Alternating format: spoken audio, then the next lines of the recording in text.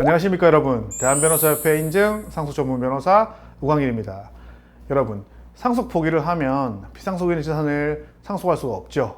그리고 여러분이 한정 승인을 하게 되면 상속 채무를 갚고 난 다음에 남는 재산이 있다면 상속이 가능하죠. 그런데 대부분의 경우는 채무가 크기 때문에 상속받을 것이 아무것도 없게 됩니다. 그런데 여러분, 유족연금의 경우에는 여러분들이 상속 포기나 한정 승인을 해도 상속받을 수가 있다는 사실을 알고 계신가요?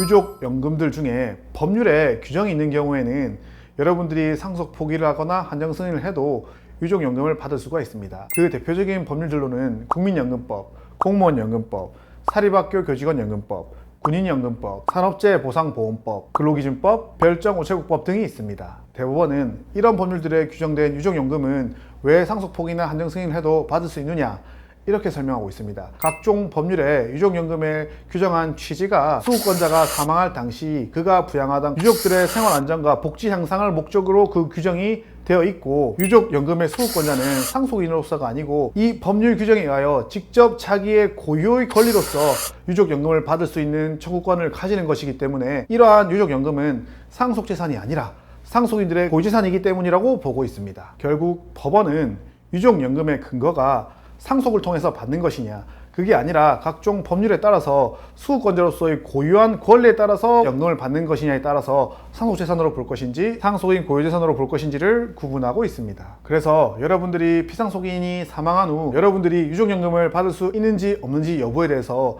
여러분들이 찾으셔야 됩니다. 그럼 어떻게 해야 되냐?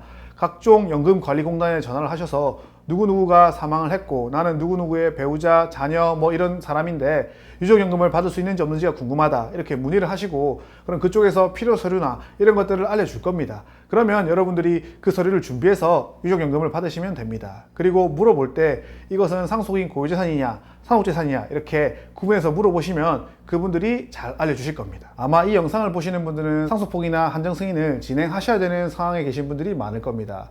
그런데 여러분들이 변호사를 통해서 상속포기나 한정 승인을 진행하면 최소 몇십만 원에서 최대 몇백만 원까지 변호사 수수료가 듭니다. 여러분들이 빚만 상속한 것도 억울한데 변호사 보수까지 부담해야 되다 보니 경제적으로 부담이 되실 수가 있습니다.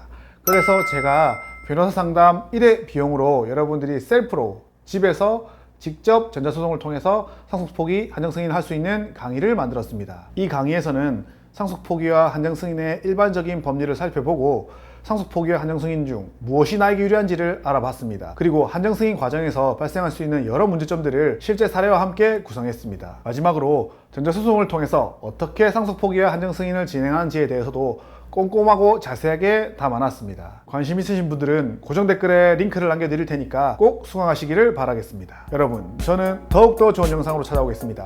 안녕!